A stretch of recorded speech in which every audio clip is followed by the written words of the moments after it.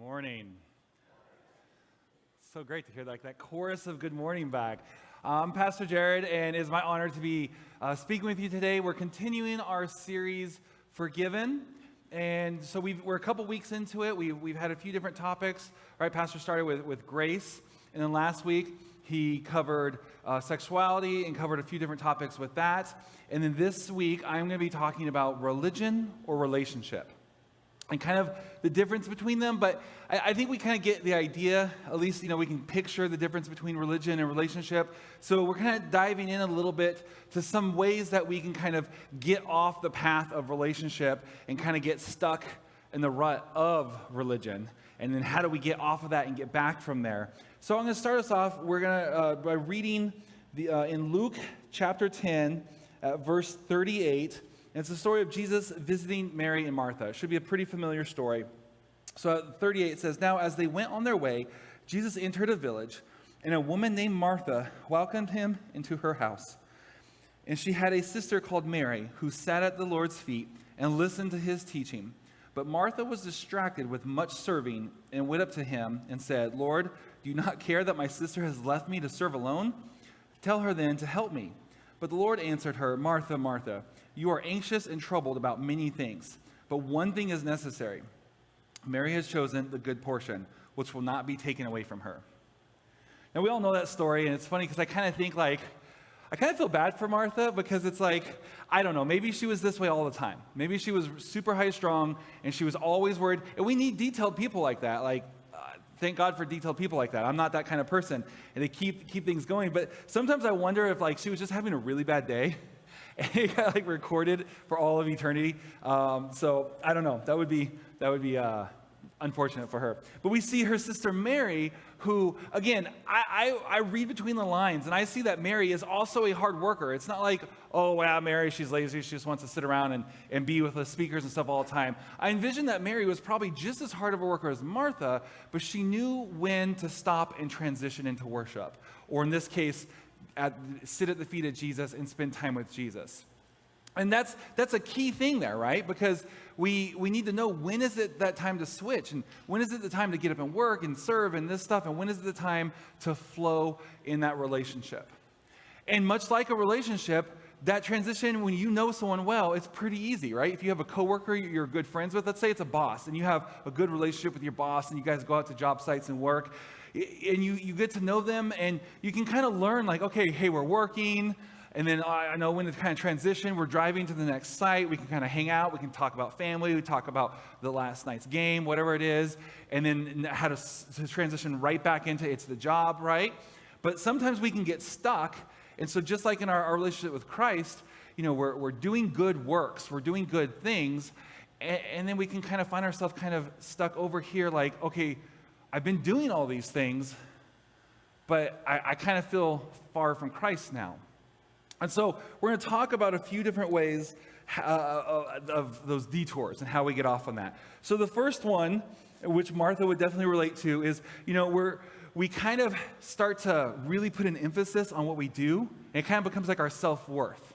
And we really start to get our eyes off of kind of really the message of the gospel, and we start to kind of judge ourselves, really in a worldly way. We start to judge ourselves off of what we do for the church, what we do for maybe personal ministry, whatever it is, for the kingdom, right?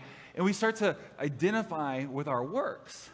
And we've talked about how faith without works is dead, and there is a balance, but specifically we can go too far with that. And next thing we know is we're no longer comparing ourselves and our spiritual condition to the gospel. We're comparing ourselves of what we've done. And so we start to think we can maybe hear a message, and maybe the Holy Spirit is moving and convicting, and we're able to hide behind and tell ourselves I'm good. I'm always there. I'm the most faithful. I can look out and I'm there more than anyone. All right. And we can start to compare to others. And the problem is that bar always lowers. So you can say, I'm at every single service. No one's more faithful than I am. Right? And someone else can look at you and be like, well, I may not be there as much as you do, but I'm one of the biggest givers. And I give all the time. And then someone else can then look at that and go, well, you may give all the time, but I this or I that, right? And this bar just keeps lowering and lowering. And next thing you know, we find ourselves kind of like the Pharisees, where we're really comparing how we are with Christ not by our relationship with him, but these religious acts that we do. And that's a dangerous place to be. We can see Jesus' rebukes to the Pharisees, and we know that when we get to that point, we've got to come back, right? So just like our series is forgiven, we got to come back and we got to repent. We got to say, God, I confess, like, I'm sorry, I've gotten off, and I've really started identifying with the things I do, not my time with you, and get back on track with him. Another one that is very common, it's actually very similar. It's still works-based. The motive and kind of the heart behind it is a little bit different.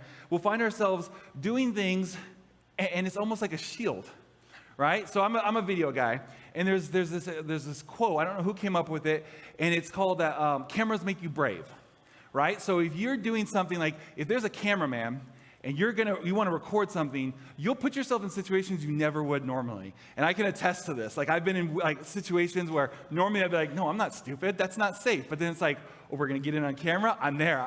Let's do it. And sometimes I feel like that can happen with ministry stuff, right? Where it kind of feels like this layer removed. And so what's going on in the service, we can kind of feel like we're a step back a little bit. And it's like, oh yeah, I'm feeling convicted. The message is getting really good. There's an altar call. But oh, you know what? I'm a greeter. So I'm not going to go up. I need to step back. I'm going to go greet in just a second. I'm not part of this. My version, again, I said I was a media guy. I found myself behind the camera all the time. And I can't tell you how many times I was behind the camera and I'm feeling that conviction. I'm like, yes, this message is for me. God, you're speaking to me. This is my problem. And then it's like there's an altar call and I'm like, oh, but I got to do the camera. And then that's kind of awkward. And then like the shield comes down, right? You just take that second to hesitate and that shield comes down and that moment's gone. And we can hide behind it. In fact, this can actually you may be thinking like, is this really that big of a problem? It doesn't seem like that would happen to very many people or be that easy to get into, and there's versions of it. But I remember having a student at a church in the past, it wasn't here, at a past church, where he was the media guy. He like don't look back because they'll feel awkward, but like you can see there's like 4 people back there, and we have like another 4 upstairs. Well, he was running everything on his own. And it was on a smaller scale, but he was running the words and the sound, and he was kind of like a one-man show. And because of that, because like we didn't have anyone else to really do it, he did it every single week. And this started off as volunteering, and then now 4 years later, he's now a senior in high school or graduating freshman in college, one of the two, and he's been doing it for years. And no one really saw the problem with that until we were going to go to a men's conference, and he wasn't going to go. And I was like, hey man, why aren't you going? Like, it'd be good to go. It'd be nice to hang out a little bit. No, and he had some excuse. And then over a period of a couple of weeks, I would talk to him about it, and it would seem like what his excuse was ended up like not really being a thing. And finally, he just was honest with me. He was just like, look, it sounds terrifying. The idea of going to a men's conference, well, not just once, but we're going to have over the course of a weekend, like 5 or 6 different services. He's like, I haven't been in a service in so long, I wouldn't know what to do. And I'm like, what do you mean you haven't been to a service? Like, you're there every single Sunday. You've missed like once in the last 2 years. He's like, yes, but you don't understand. I'm not in the service. He's like, I'm in the sound booth. I'm not really part of the service. So if I'm now all of a sudden there in the middle of worship, I wouldn't know what to do. Like, I would be uncomfortable, like raising my hands, or what if there's an altar call and right? And he just felt like, I was like, oh, so he practically hasn't been to church in like 4 years. I'm like, that's dangerous. And then I instantly connected back to my time in media time. And so that can be another one, is we let that become an excuse, right? And the enemy will kind of sneak in there and be like, no, don't go to the altar. You're busy. No, you've got something to do, right? And there is obviously a balance, right? If the pastor asks you, we got some conference and you need to be doing that, that's one thing. We can't just have everyone abandoning their post, but we have to be careful. And that's why we try to make it and coach our volunteers and the people who help, like sit one, serve one. Like, yes, you can be there, but let's not get you every single week. And now we have 2 services. So it's like, hey, if you're volunteering on Sunday, let's get you in a service on a Thursday. And vice versa, right? Because we want to try to protect from that. But just like the other one, if we get in that situation, if we find ourselves in that situation, the way out is easy, right? Christ doesn't make it hard. We don't have to go walk 1,000 steps on our knees. We don't have to, any of this kind of stuff to like kind of, we just say, hey, God, I found myself in this situation. Like, I've been so busy serving, I've kind of lost touch with you a little bit. Like, let's rekindle that. Let's get back. It's the same thing if you lost touch with a friend, right? Except God's right there all the time. And we just say, God, I'm sorry, right? Sometimes we make repentance like a big, scary thing. And sometimes it needs to be a formal, we got to come down, we got sin to repent. Sometimes it's as easy as just saying, God, I'm sorry. Like, you never went anywhere. You were still there, the same place when I was getting up and doing my devotions and praying every morning. You were still there in the middle of the day when I'd take my lunch break and I'd go read your word and spend time with you. You never left. I just kind of stopped, and I started justifying it by these other things that I was doing, and I was getting busy. And we just turned back to God. The last one's going to be a little bit different. So those are both kind of action works based. This other one is a little bit different, and this is the one that when I first was kind of putting this message together that really caught my heart, and I really feel like God is going to be doing a work on this one. And I feel like there's someone here, I don't know if you're watching online, someone in the building, who God is going to use this to release you from some of the grip that the enemy has on you. And this one's a bit different. So this one is, instead of I base myself on how good I am, or I excuse myself things based off of work, we kind of pull back based on how worthy we feel. And I want to kind of preface this with a different story in the Bible. There's a man in the Old Testament named Mephibosheth, okay? No, I didn't sneeze. Mephibosheth, right? He was a descendant of King Saul. And so really quick background, we've got, King Saul, he's the king of Israel, and then he doesn't obey numerous times, and the kingdom's pulled from him. It should have passed down his family line. Instead, the kingdom gets given over to David. David was best friends with Saul's son, Jonathan. They were like super tight, best friends, lifelong friends. Well, Jonathan dies in battle. And in this process of David becoming king, a lot of people, they start to try to wipe out the old line, right? That was a common risk, is like, hey, if I'm king, but there's these other people who may have a claim to the throne, they'd wipe them out. And so people start doing this, and then David had to be like, no, stop. He made it very clear, like, we're not going to come and clean house. But unfortunately, this happened with a lot of Saul's line. And so now David is thinking, he's remembering back as an older man, he's remembering back his friendship with Jonathan. And he says to himself, and then he asks his royal officials, he says, hey, is there anyone left from David's family? Anyone left that I can bless? I want to bless someone from Jonathan's lines, Jonathan's family. So they kind of search the kingdom, and they find Mephibosheth. Now at this point, he's grown, and he has his own kids and all this kind of stuff. And so they say, bring him forward. Bring him to me. I want to talk to him. So they grab him, they bring him in. Guy's scared to death, right? And when they bring him before him, he's lame. He can't walk. His legs don't work. And his story is when the house cleaning was kind of happening, right? His nanny said, no, not on my watch, and he's not going to be killed. And picked him up and started running with him. And I don't know all the details, but she drops him. His legs got broken, and now as a grown man, he's lame. He can't walk. And at that time, that was a big deal, right? I guess it's, always a big deal, but then it really was like status-wise. And so if you were a man in those times and you couldn't use your legs, you weren't like full man. You weren't complete, right? You were kind of a lower level. And so he's grown up in the shame of being crippled. And now he gets pulled in front of the king, and who knows what he's thinking, but he's probably thinking, this is it. This is the end. Hopefully my kids can at least get away. And David restores everything that would have been his, right? That passed down, everything. These lands, all this stuff, all belonged to Jonathan. I'm going to pass it on to you. So overnight, he becomes incredibly wealthy and has status. But on top of that, and that would have been pretty good on its own, but on top of that, David says, okay, whoa, hold on. Before you leave, not only am I restoring all this to you, from now on, you will sit with me at the king's table. And you may be thinking like, oh, free buffet, I'd rather have all the money and all the land. I'll go buy my own food. But that was a big deal. To sit at the king's table was a high honor. And so as he begins to sit at the table, what David is essentially saying is, it doesn't matter what status you had before. The fact that you are lame, that you're crippled, that your legs don't work, I don't care. I'm making you an equal. And when he sits at the table covers his legs.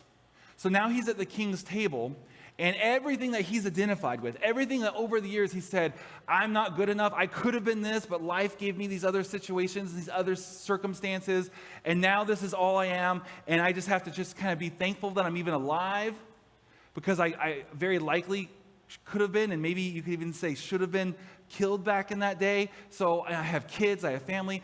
I'm just happy to be alive, and whatever lot I have in life is good enough.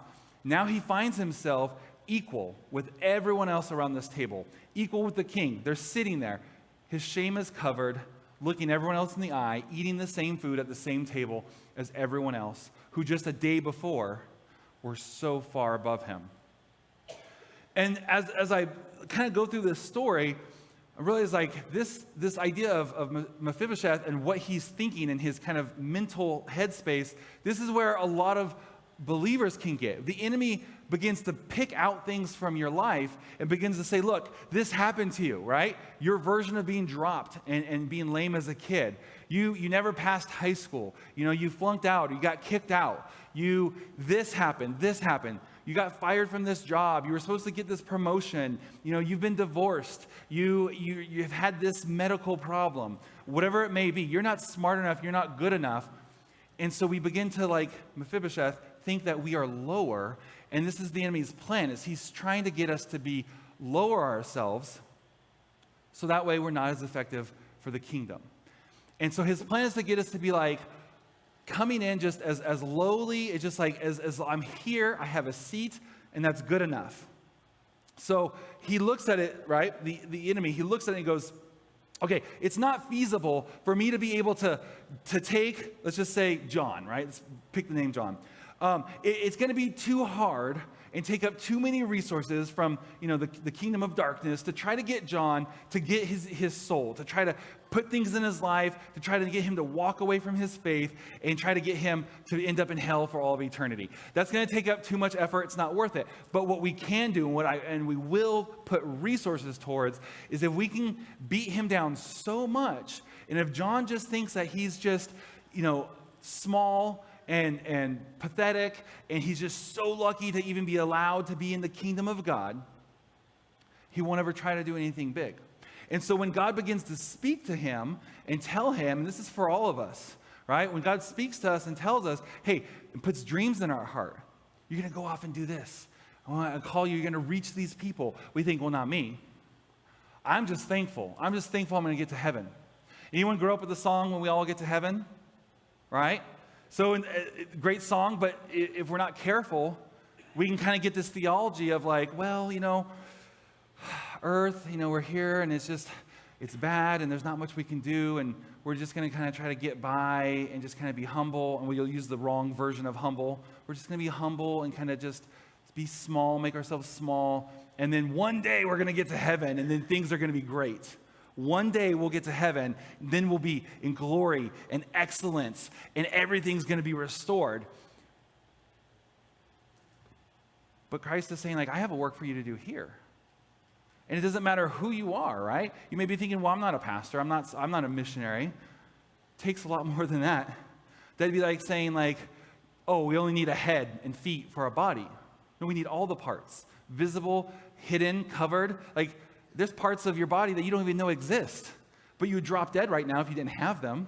Like, unless we have like a doctor or someone, here, maybe an animator who had to study anatomy really well, right? I don't think there's very many people in this room who could say, I know every single part of my body, but there's parts that we don't even know exist that are incredibly important. And if for somehow that part of our body was convinced to just stop working, it's good enough that you're just there in the body, you're, wrapped in with the rest of the organs, but you don't actually have a function that could severely limit our health. And in the same way, the enemy wants to try to cripple the kingdom if he can, right? His best shot is try to say, hey, you're there, just that's good enough. Look at where you came from. You don't deserve all the other stuff. Yeah, how are you going to help? What are you going to do? Really? Like, you just keep your head down and just be glad that you're going to make it into heaven as one of the least of these, right? Like, you'll be there and it's going to be fine. Stop trying to do anything big. And that is not what our Father has for us. God created us. He knew everything about us, knew the very amount of hairs on our head before we were ever created. He has a plan for each and every one of us, right? Some of us, that may mean we're going to go off on the mission field and we're going to plant hundreds of churches. Others of us, that may mean that we're going to serve faithfully at our church for 30, 40, 50 years. And that the pastor is going to be able to rely on you and be there as a constant. And as pastors come in and pastors move and come and new ones come in, that there's stability because you've been there. You've been on the board. You've been there running maintenance. You've been there, whatever it is you're doing. You've been there running Sunday school faithfully for 25 years, 35 years. And there's a consistency. And God uses that to keep and weave in a healthy body. Imagine if you gave that up because you're like, who am I? And so I just want to encourage any of us who would find ourselves in that position and feel that way to know that you are loved. And you may be thinking like, Pastor, that's easy for you to get there and say that. I know you kind of have to say that, right? There's like certain things politicians have to say, right? Or certain things parents have to say, you know? Oh no, that's a beautiful drawing of a volcano. Like it's the Eiffel Tower, Dad. Right? Oh, yeah, that's what I meant. That's what I meant. I was testing you, right? There's certain things like sometimes this isn't like I have to say. This is the gospel. This is God's heart, is that we're all redeemed because there's no difference, right? The power that it took to take me, I'm up here on the stage, the power that it took to redeem me from my sin and from where I would have been, and for God to save me and lead me and guide me to get me to be here on this stage is the same power that it takes to get you from wherever you were or find yourself to where God has for you. The only thing that's going to stop you is you. The enemy can't stop you. God's not going to give up on you. The only thing that's going to mess with that plan is if you say, nope, I'm going to remove myself from the equation and not allow God to work through you. And so my encouragement for you is, I think Paul's got some really encouraging words in 2 Corinthians. He says, but he said to me, my grace is sufficient for you, for my strength is made perfect in weakness. Therefore, most gladly, I will boast in my weakness, that the power of Christ may rest upon me. Verse 10, so I take pleasure in weakness, in reproaches, in hardships, in persecutions, and in distresses for Christ's sake. For when I am weak, then I am strong. So Paul, like our guy, right? Like if you wanted to like say, okay, what's the top three? Like we may have slightly different versions. You know, maybe I have Abraham, Paul, and Moses. Like, right, removing Jesus, because of course that would just, he'd be in there, right? Maybe yours is slightly different. Maybe you're like, no, I would swap Abraham from Noah. Very few of us are going to come up with a list of top three without Paul in it. You know, it's almost going to be unanimous. And he says his weakness, and he talks about how he's the least of these. But then, doesn't that get confusing? Because if we drop down in verse 11, he says, I have become a fool boasting. You have compelled me, for I ought to have been commended by you, for I in no way am inferior to the leading apostles, though I am nothing. How can he be equal with all the other apostles, but then also claim that he's nothing? It's because it's Christ through us. And so what he's trying to say here is that he's like, look, okay, practically speaking, yes, I'm equal with the other apostles. I'm just as trained as they are. They went and they were with Jesus for 3 years, and they were trained by him in person, or they were trained by someone who was with him, one of the originals, right? And I was caught up with Jesus. I was trained the same way. I'm no less than they are, but I'm nothing because none of that matters, right? He goes on in another letter to say, our own righteousness is as filthy rags. It's the power of Christ. So when we say things like, I can't do that, right? And I don't mean like, oh, hey, let me just pick someone out here and say, okay, come up here and here's my notes, finish my message. I don't just mean, I'm saying like something that God is speaking to you and putting on your heart, especially when it's been confirmed by someone that comes and asks you, and you're like, God's been speaking to you, and then maybe one of the pastors and the leaders, hey, could you come and help with this and volunteer? And you're like, no, I couldn't ever do that. What you're really saying is not that you could do it, because we know you can't do it. Just the way I can't get up here and speak on my own. It's Christ through you. So what you're really saying is, God can't use me. God isn't able. He created the universe. He did all these other things, but God isn't powerful enough to use me to do that. We all agree that's pretty foolish, right? That this is like a lie from the enemy. Now, I want to take a second and kind of go on a little bit of a tangent, a little bit of a rabbit trail. This isn't my notes, but I was feeling this during the worship. Is that okay? Can I just take a quick second and add something? I have heard numerous times over the years, right? And I'm not trying to step on any toes here, but something that sometimes can come up with this stuff, and I'm trying to do this relationship versus religion, this kind of balanced message. When Pastor first asked me to speak, and I kind of picked this topic, I'm like, look, we talk a lot about faith without works. I kind of want to address the other side for people who just feel like they can't, and I want there to be, like, to know that they're not less than because they're not doing the same as, and we're not all judged according to, like, what we get done. We're judged according to what Christ has asked us to do. Right? So I was like, I kind of want to balance that out a little bit. But something I hear a lot, a decent amount, is, the church is always asking us to do things. Like, why? It gets annoying. Like, constantly saying, volunteer for this, do that, do this. Like, don't we pay you guys to do this stuff? Or even still, don't you have enough volunteers? Why do you need more volunteers? Why is it like every single Sunday that you're like, hey, we got volunteers for this, we got for here, hey, come get involved in this. I just want to come to church and I just want to be served. I don't want to come and necessarily get involved, and it gets irritating. Like, can we knock it off? It's almost becoming like the modern day version of give us your money, right? Like back in the day, it was like you come to church, give us your money, give us your money. It's like the new day version is get involved, get involved. Why? Well, the reason is we are, as pastors, we're called to equip, right? So we're not doing a good job if we just let you guys come into church and never do what Christ has called you to do. And you're just like, well, Christ hasn't called me to do anything.